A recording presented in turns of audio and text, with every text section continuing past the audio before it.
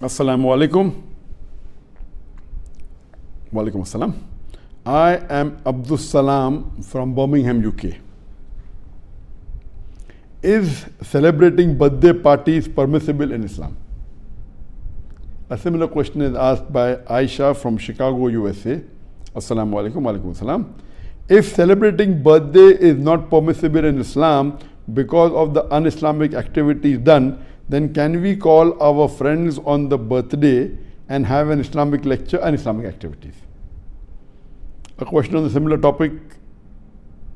My name is Abdul Moiz. I am from Indian illegally occupied Kashmir. My question to you is whether wishing birthday to someone is permissible in Islam or not. So all these three questions are related to birthdays. The first question is it permissible to celebrate birthdays? The second is that can we, if the activities are not Islamic, can we have a birthday party with Islamic activities? And the third is can we wish happy birthday to others? As far as birthday is concerned, our beloved Prophet ﷺ said that there are only two festivals in Islam. Two annual festivals. They are the Eidains, the Eid al-Fitr and Eid al-Adha. The first is after the Ramzan ends, that Eid al-Fitr, and the second is Eid al-Adha, that we have the Eid of sacrifice. These two are the only Eids that are annual Eid is there, that is permissible to celebrate. And the Prophet also mentioned that the weekly Eid is on Friday. So there's one weekly Eid and two annual Eid. These are the celebration. So any celebration which is celebrated annually, every year, is against the teaching of Islam, except these two, the Eidain, Eid al-Fitr and Eid al-Adha. That's the Eid al-Nahar, the Eid of sacrifice. Birthday is more of a Western culture, and people celebrate it. It is not an Islamic culture, and it is against the teachings of Islam. So therefore it is not permissible. Any celebration which is done on an annual basis, whether it be wedding anniversary, whether it be Valentine's Day, whether it be Mother's Day, or whether it be Teacher's Day, all these type of days or annual celebration, except for the two Eid, are not permissible in Islam. If you have a normal party for graduation, no problem. If you have a marriage and you have a party and a celebration for marriage, as long as nothing haram is done in that celebration, is permitted. So celebrating things which are good like marriage or graduation at one time, no problem. But making it an annual affair, you start saying, I will have wedding anniversary, so this is not permissible in Islam. This is the main basic ruling. There are other reasons why it's not permitted. Many of the things that is done on birthday, it is against the teaching of Islam. If you go back to the history of this birthday cake, how did it originate? We come to know it is from the time of the Greeks. And at that time, in the olden days, they made cake which was honey cake, which was round in shape, to resemble a moon for worshipping moon god. It was round honey cake resembling a moon, and they put candles on it. So this was in reverence to the moon god.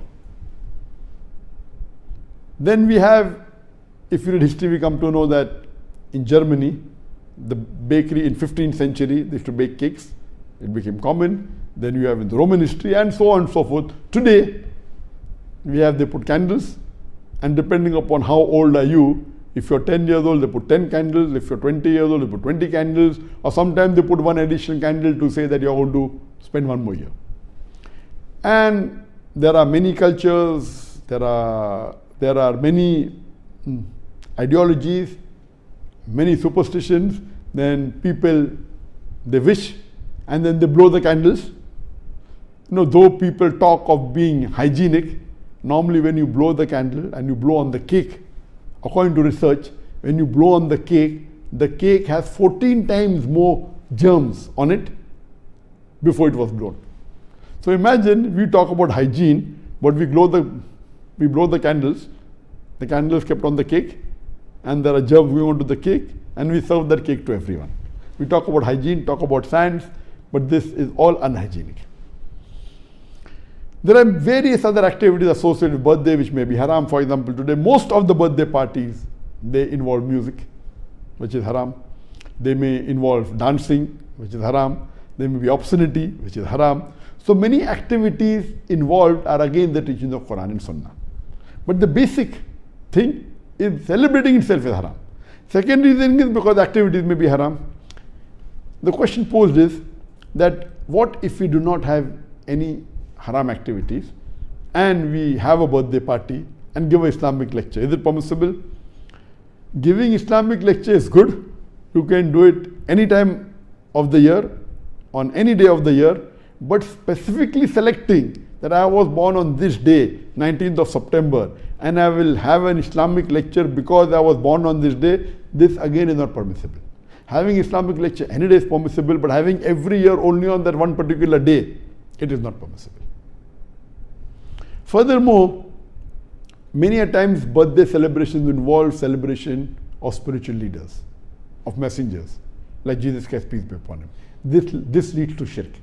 It may involve celebration of celebrities, of famous personalities. This leads to hero worship. All this is against the teaching of Islam. Regarding the last question, that is it permissible to wish someone happy birthday when celebrating birthday itself is not permissible? So where is the question of wishing someone happy birthday? Normally, when a person is born on a particular day, the lifespan of every human being has already been determined by Allah subhanahu wa ta'ala. In fact, when a birthday comes, he is going to live for 1 year less. So is it a point to celebrate or is it a point to mourn? So there is no concept, it is illogical that you're wishing someone a happy birthday because he has become 20 years old or 30 years old. In fact, he is going closer to his grave. Irrespective whether he is going closer to the grave or not, celebrating birthday per se is not permitted in Islam, whether even if it includes activities which are Islamic, celebrating per se is not permitted. And as I mentioned earlier, that with most of the birthdays that we have today, it is associated with shirk, associated with un-Islamic activities, with music, with dance. That's the reason my advice to the Muslim brothers and sisters, to the Muslim children, is that we should stay away from such cultures which are against Islam, against the teaching of the Quran and the Sunnah, and we should not celebrate these annual events which is not part of the Islamic culture and Islamic teaching. Hope that answers the question. Audio Jungle. Audio Jungle.